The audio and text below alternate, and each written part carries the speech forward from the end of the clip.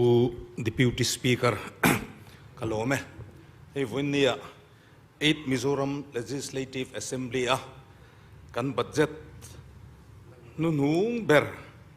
สวยโหนะกันในแม่กันนี่ให้มิโซฮิจวนินคุมโตปฏิอินทันกันในโดนโตให้มี8 Mizoram Legislative Assembly ช่วงเมมเบอร์ทาร์กันเมลเชียนไงเหล่าเตเทียนชะตักตักแต่กันหันเสียมากุมโตเอเล็กชันโลอมเล่ตัวระอันจะว่าอินดูสักนะกัลหานานีติข้าการอนสวยมาสะดุอันนี้เฮ้ผู้ Deputy Speaker กันบัดเจ็ตบุหิอปันเฮงลงวิวไหมกัน Finance Minister เห็นสวยตัวระนี่เคลมเล่ติหิอาเชียงอันนี้อบุหิกันนั่นเกี่ยวว่าทุตักฟูนกันรำมาโซนนัตัวรังวิจนให้ที่เห็นให้มีป่วยสาใจให้กันกัลโลนะจู่จวนมีอะไรที่กันใครโชคกันตีนั่นละมีประคัดมาอันอมโลนี่อปันโปหิปันขบไหมให้กลุ่มที่นักการสวยอย่างอินบัดเจ็ตเสสนเปียงเกี่ยงกับสวยกันสุรการเห็นวิจนเอาอมโลวะกันสเตทบัดเจ็ตที่อมเจนเนโลมีปุยตาตานะโลกนะอมโลวันนี้ก็ติดทีนั่นนี่เฮ้มินิสเตอร์เต้ demand for grant กันนั่งเกี่ยวว่ากุมลิชุงอากุมงานนี่ตาผู้ Deputy Speaker กันมินิสเตอร์เต้นนัทโหนัตูร์ปุยสาหิอันดิพาร์ตเมนต์อันนี่โลแรงเฮลัยเมมเบอร์เต้นกันโหวตปุยตัวนี่อันนัทโหนะโหวตปุยโลวินเฮ้ตายอินปากะอัดให้ไฟอินอันหันดีละอักคนปุยมีกันละโชกันที่อินทีเทนันเต้นมังอันนัว supplementary demand กันสวยเฟลเลยง่ายสินี่ตัวนักการบัดเจ็ตที่กันมินิสเตอร์ประคัดเพจวนที่เฮียนสวยไฟละนัทโหตีร์มินตุ้มละวันนี้โมตีนกะเจียกตบปฏิจุดเตียงขบจวนอัดชูมะอัดหกตู้มินิสเตอร์เตโปเฮียนเฮบัดเจ็ตที่จุอันคำขบโลนี่MLA ตานพวกหันสวยมวยพวกไงนะคะเอาอมเหลวแรงนี่อามาโรจุกุมดังอังเหลวตกินผู้ Deputy Speaker เฮกุมินบัดจะได้เอาอมชุนนี่วันนี้กันสุรการที่นั่งคอยแวงมันโดนตอดลัดโลกันกัลพุ่งกันนะพาร์ตี้ว่ากันตั้มตักที่เฮียนินอันเหลวทีร์เวียเฮบัดจะคอยตู้ตุลจุกี่มันนี่กันนิดละโตนักกุมากันโดนคอยโดนนี่หันอันนี้ละมาโซนนะอันโดนตีชินตี NEDP ป่วยสาเทหันนี่ทัดมันนี่เฮลายะสุรการกินมาโซนนะนิวมาร์เก็ตบิลดิ้งเลียนตักหันโดนโซยะคอยป่วยสาเงกันที่ NEDP ป่วยสา SEDP ป่วยสาโปรเจกต์เลียนตีฮีผู้ Deputy Speaker มูตูระอมเลวนี่กัน Chief Minister จอมตะขาน Governor speech เอาไว้นับหน้าขันอรุณสวยอัตลังกุมหน้าขันกุมสังนี่แหละสมปะกัวกันรอนสุรการตีรัสุมตั้มสีนัวมาตีเสียค่ะให้ฮีเป็นอรุณสวยนี่ข้าตาอรุณสวยเทนัดฉันข้าเองฟังคองเรสสุรการอินอุลุกตะกินซุมกันเอ็มโคละเลบาอัตลังบุลจันินสุรการทาร์เล่ Finance Minister ปนซุ่มตามเสียให้ภาษาตุรกพินปอยสากันหุดเสียดลัดไหมนี่จูอังเตจูอันโนมันมากินอันหันเจนะอันจมบุกะกุมลีเลียมไม่อุจวนินMLA ส่ง Minister ส่งอินซุ่มหาสัตเสียอันสวยตะลุยไหมนี่เฮมีนายอันตีร์จูสุรการชาซุ่มเมนโกลเทียมมาโซนตั้มตักเสียมตูคองเรสสุรการบุกฮีโจรัมมีปุยอันหาฟ้ากันนี่ตีผู้ Deputy Speaker วันนั้นการอนสวยดูวันนี้กันสุรการเนี่ยวิจารณ์ในเราเสียจูนี่จีน่ากันเมมเบอร์เนี่ยสวยโตเมื่อจริงเชร์กันหันด่าเจ้าเรื่องไหมนี่กันบัดเจ็ตจังจวนเฮงฮีกันติดโดนจูมีจูกันติดโดนติอมเรา Central สุรการินสกีมาเราในท่ากินอดูเล็ดนั้นกันด่าโคลกันไปปุ่งกันติCentral สุรการไว้หูยนะอินเดียรำปุ่มอันสกีมากันรำกัลปุ่งกันอินหัตนี่จุ่มเลยเฮลัยเวรียงรู้งะ member somli kan oma kan ram kal phung tur chu kan ngai tu ve don om ni a za tha gani policy nei lo central sarkar policy a kan sum nei zong zong ai matching seratan kan da kan han ting no te hi a buai tha gani ti ha voina kan on soi du ani he kum li a kum ngana kan kal lo na sarkar ha thok lo kan han la thei lo ta ni som an liam ni som rong kai dona thara minister pakhatin ahun taga sarkar na thok lo kan pe don ma ron tia he MNF sarkar a chun sarkar na thok ahun taga lo hin ni som de ni som pakhati juk ni amule amak khop mai kan calendar hi an soi dang lam top mai ni sarkar na thokina an lo te pu deputy speaker kum to pa kan sarkar dona sarkar na thok te ahun taga lon na le don chumi piala ma chuan an di et poi kan pe don te voin ne kan soi du ne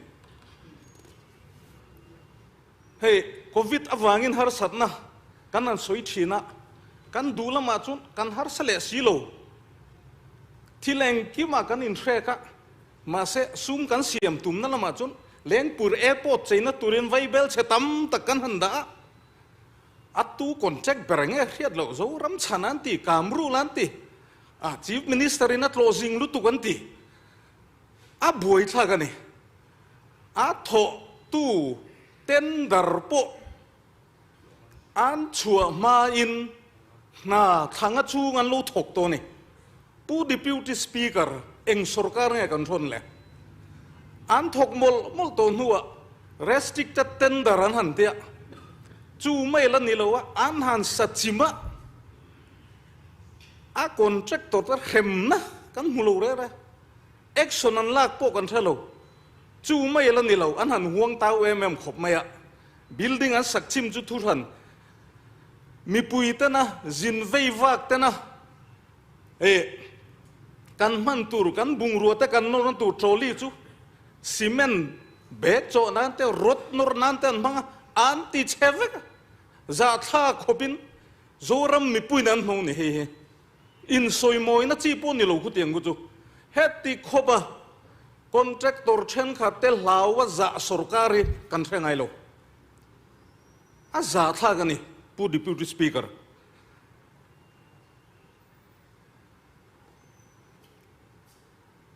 tin makle deu mai chu kan sarkar thara lo pian hlima kan tui pui em mai rua le mau an lang ta mia lo mai governor speech a puron lang lo pu deputy speaker mau le rua ma kan in to del na tura kan soi thin kum khata voi thu ma tua yanga rohung khat nei chuan garage lo siam hal ru kan tiang chi ta kan thei hil zo ta kan be long ta ni turu kan vision nei ru le mau chu voin nia kan vision atangin atlatlat to